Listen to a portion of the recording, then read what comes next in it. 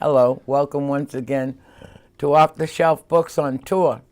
Mr. Jason Hyland is with us today, and he has brought us a book that he's very proud of writing, and he did a good job writing, and it's not like a lot of other books you see on the bookshelf. Would you say you were an addictive personality? I'm from day one, pretty much everything that I've done, I would get addicted to if it brought me joy or pleasure. Okay. And writing became my new addiction once I got into recovery. But isn't the writing cathartic Yes, and helpful? of course. And it became my therapy, honestly, in the early stages of recovery, because I was so lost and consumed with just myself. A lot of time on my own, and writing became my release. And catharticism is definitely one way to look at it. And I always just say it was my therapy. It was my way of getting clean and sober. I tell a lot of people who are troubled and they don't know it to write it down, as you do in the book, and then throw it away. Burn it, rip it in a getting it out, seeing it on paper. Sometimes you can make more sense out of it, and it unloads 1,000 words from your brain. I couldn't agree more. There's so much power in putting things on paper, even if it's just your to-do list, your grocery list, let alone putting what's holding you back, what's inside, what's eating at you.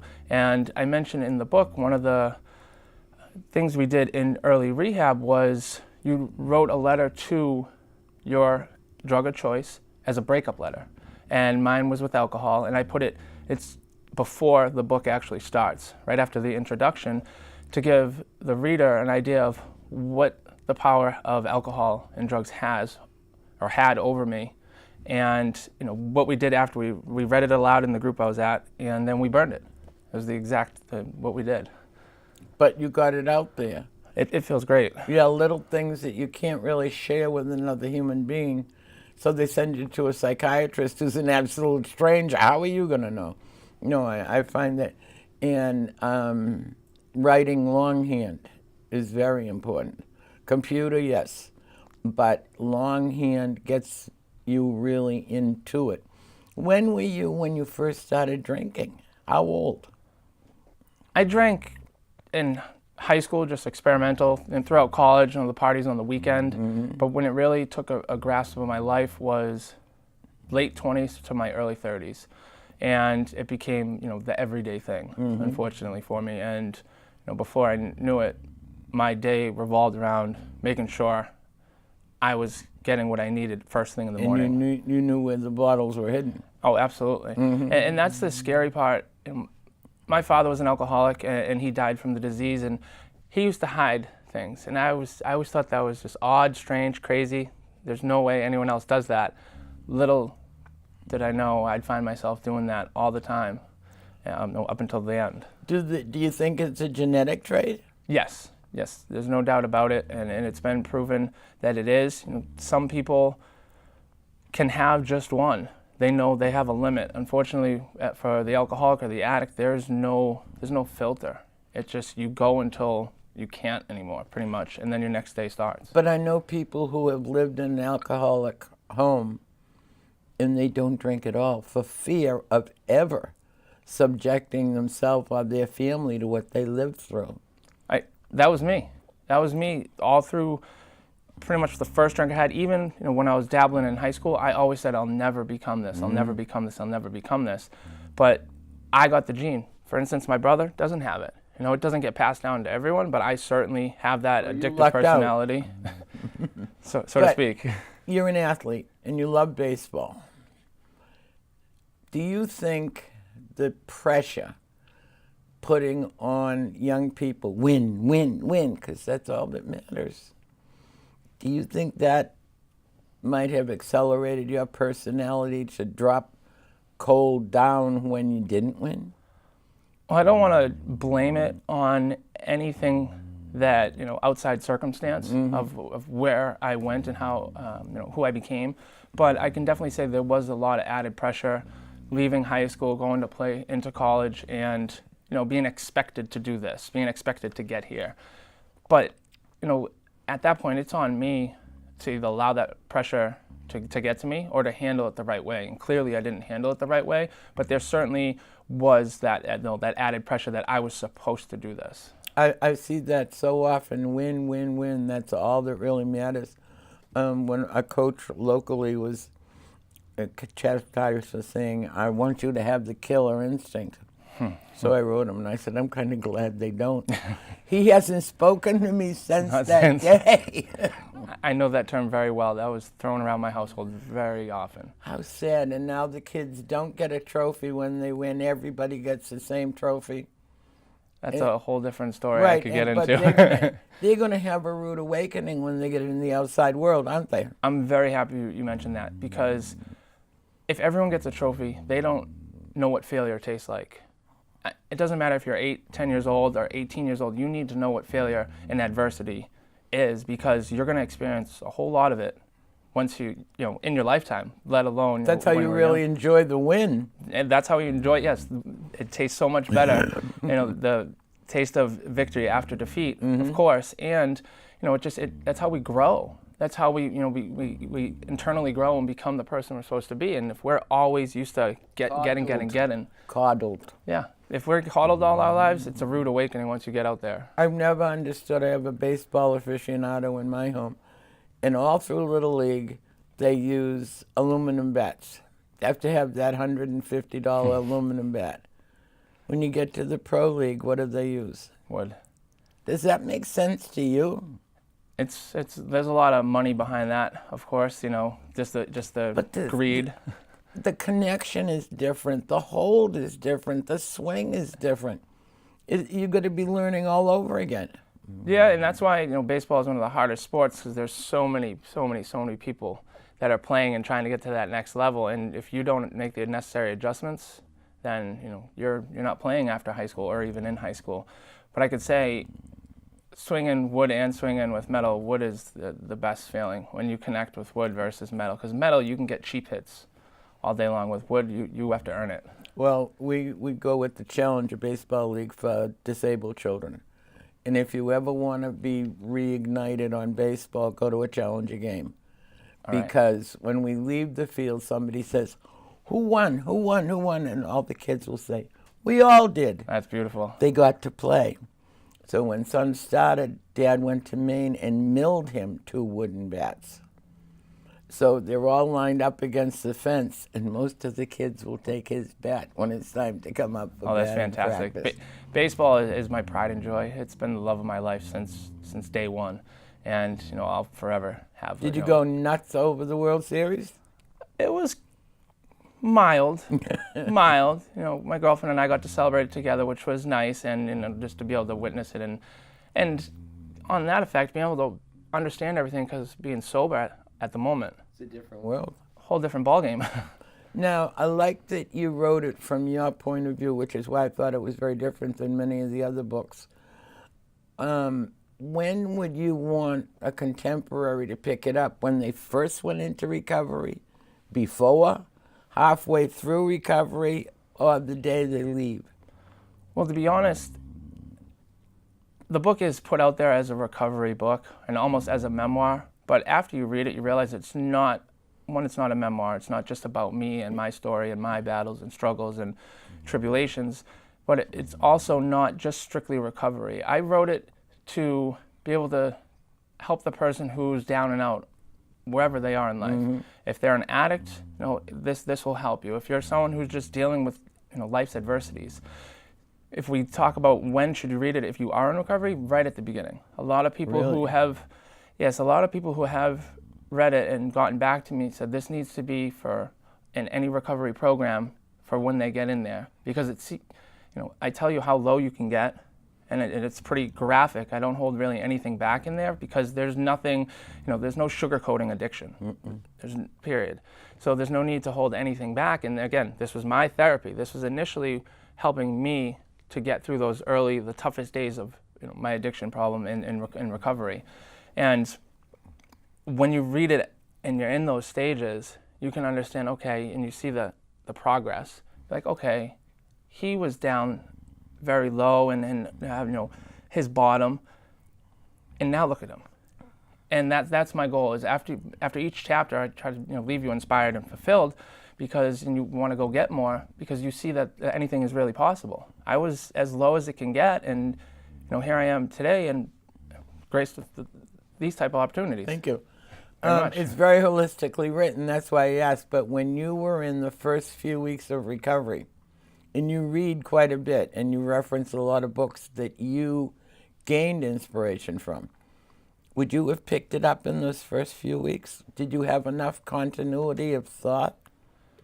I would have, and only because of thinking back to what my mother was doing for me for the last few years of while I was out there struggling. She was sending me books of people whose stories of redemption, and also just any alcohol-related or sobriety type of book. And I never read them. They never left my bookshelf. That's what I wondered. Would people? When do you get to the turning point of you're suffering physically, you're suffering mentally, you're literally redoing your whole life, right or wrong? Would you really pick up a book?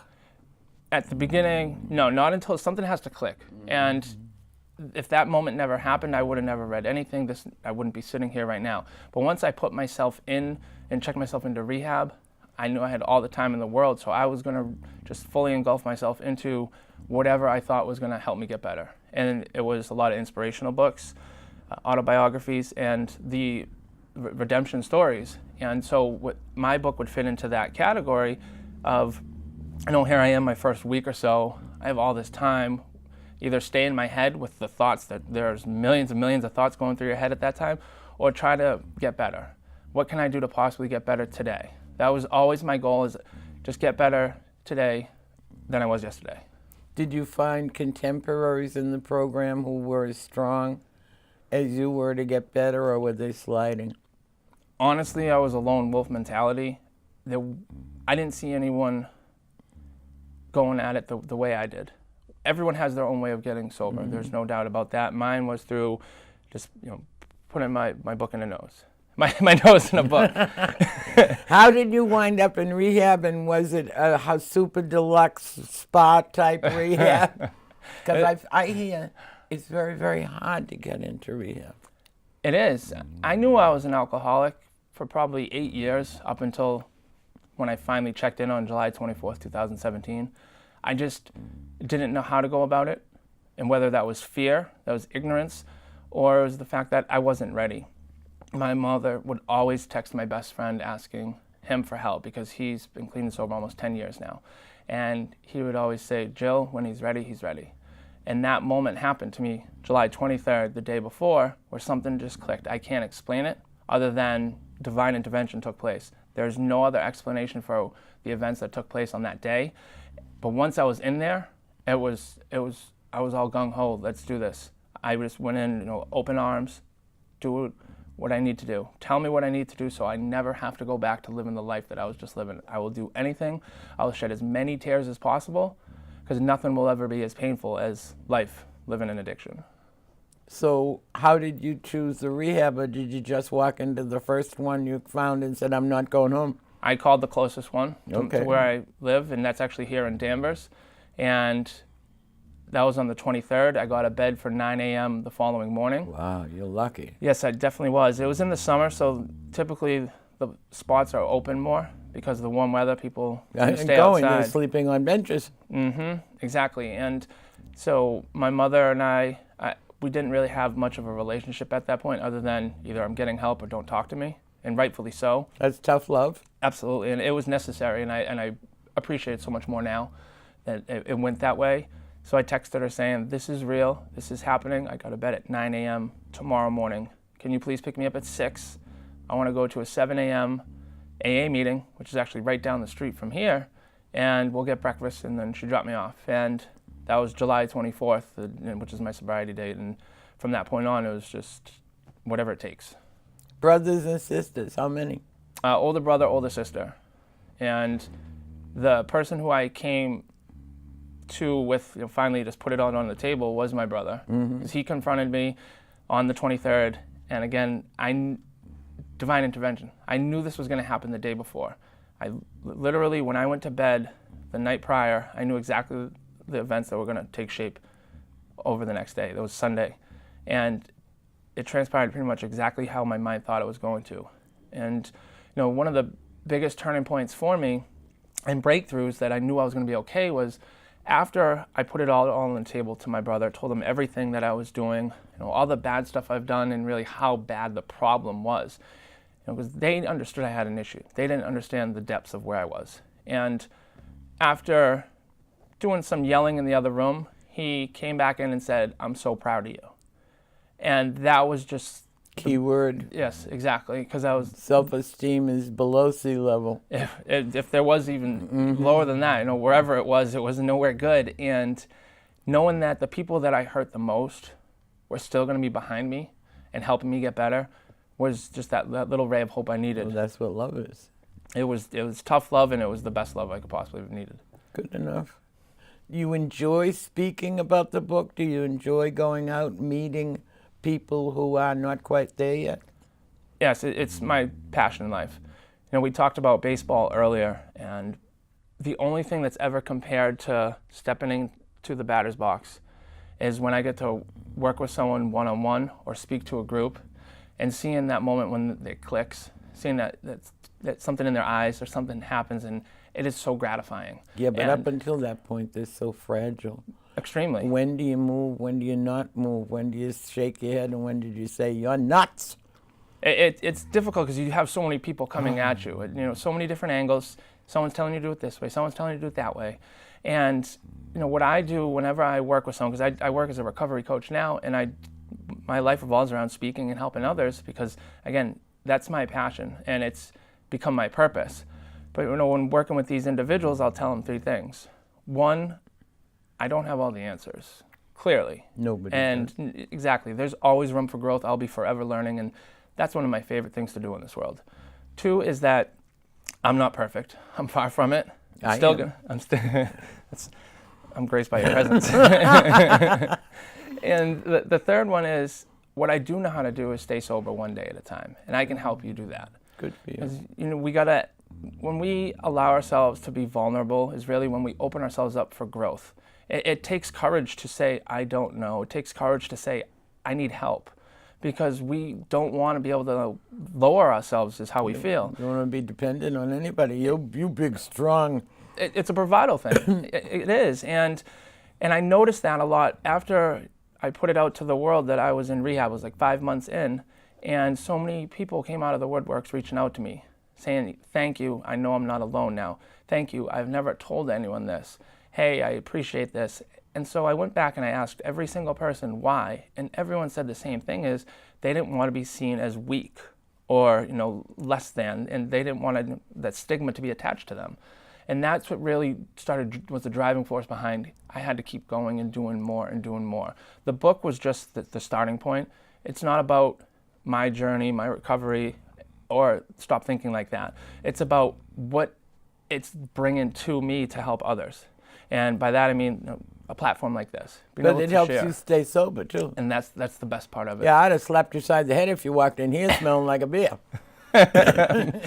You and her both. You're very lucky to have a support system that held on. Because it's hard to be the support system. It's even harder for an addict to accept it from someone who knows them and loves them. Because you want me to think you're the most wonderful kid ever born in the face of the earth. Aren't I? You're working on it, kid. Good luck. If I was your mom, I'd be very proud of you. Thank you. If I was your English teacher, I'd be very proud of you. Mr. Pollock, St. John's Prep. Good for you. Did you self-publish? Yes, and I don't want to say I didn't have any help along the way, because I certainly did, between all the support from my girlfriend and just putting everything together. She was my editor, basically. And then a family friend who has written 5 books now, and 3 became bestsellers. I reached out to him in the early stages, asking for any tips. And he said, hey kid, just keep writing.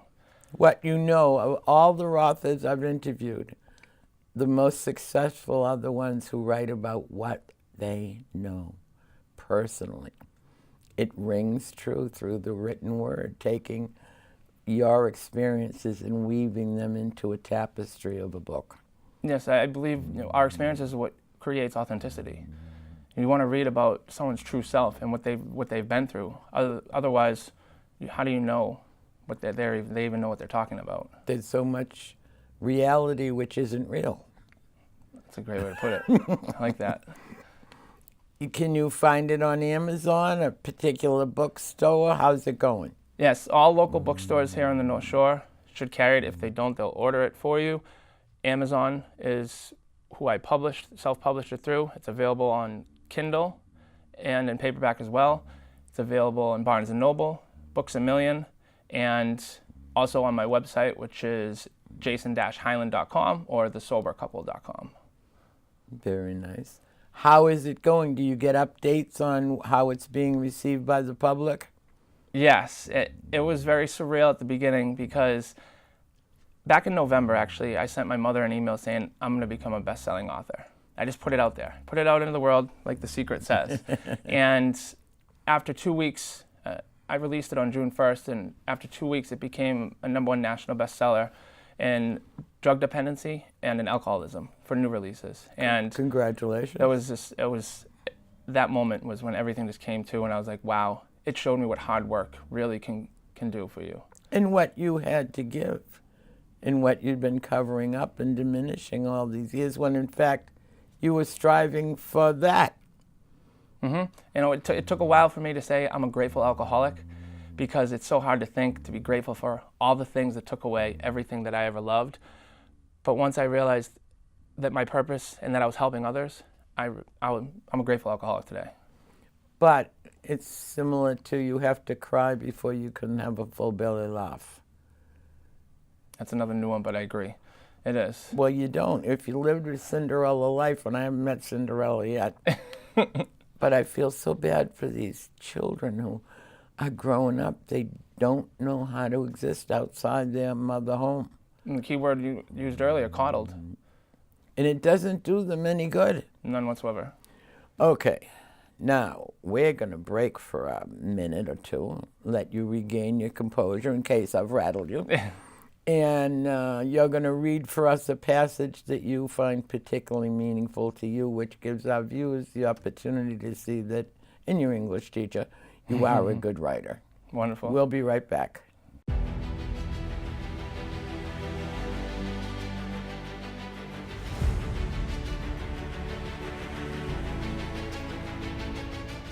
And how could I forget my mother's feelings about our unbreakable bond? She treated it like a high school relationship, like it was just some obsession. She simply was unaware of how strong our bond together was. I thought she was just doing the motherly thing and did not want to see her only child get hurt. So I told her you moved out and we only hung out on occasion. But then when I would show up to see her, she immediately knew I was still spending time with you and gave me a look of disgust. Again, I felt like she was just doing what any mother would if they feared for their child's safety. She even collaborated with the doctors and nurses, and they all ganged up on me at once. I could see the gravity of the moment by the expressions on their faces, a look of desperation. I still did not understand, though. What's the problem? Was with our growing friendship. You filled me up inside when I was empty, something neither they nor anyone else could do. So finally, everyone left us alone, and we had freedom at last. The phone calls ceased. No more text. As long as I was with you, there was no more seeing any of them. Mothers are like that. Yeah, they are. Best friend. When everything else fails, you have to try tough love. And separating herself from you made you realize how important she was. And why it could have been nagging, it was guidance. The way everything transpired and worked out, it worked out. I had to go through everything that I did, and unfortunately, she had to be put through everything she did for us to be able to have the relationship we have today, which is stronger than ever. But again, you wouldn't have appreciated it. No. If you hadn't almost lost it. No chance, right? I wouldn't. So many things we become, we lose appreciation for and we're not grateful for. The everyday things that we realize once they're taken away, it's a whole different story. Mm-hmm. But isn't it a shame that we have to lose them before we value them completely? Unfortunately. But it does, it's like the taste of defeat. It makes victory so much sweeter. I would hope that the book goes into high school libraries. That's the plan. First is the recovery high schools that are local. There's a couple of them, and then it's coming to be sent to multiple rehabs and recovery programs across the country. A place in New Mexico bought 20 copies. Florida bought 5. Maine, sober house for women, bought about a dozen. So it's making its rounds, which is great because it's only been five months or so since it's been released. But the more people that this gets put in front of, I know good is happening. More hope and inspiration is being spread, and that's my mission. Well, we're building a brand new library in my town, zillions of dollars, and it will be on the shelf in Woburn, Mass. That's fantastic. Thank you for coming. My pleasure. Thank you so much for having me. If you write a continuing trilogy of your success, come back and tell us about it. I'd be more than happy to. There will be more people that will cheer you along, and they will be halfway through their journey, and they will need the same insight and guidance. Whatever I can do to help, because I know it helps me, it's a win-win for everyone. Good enough. That's it for Off the Shelf Books on Tour. Jason Hyland has been my guest. Stop thinking like that no matter what.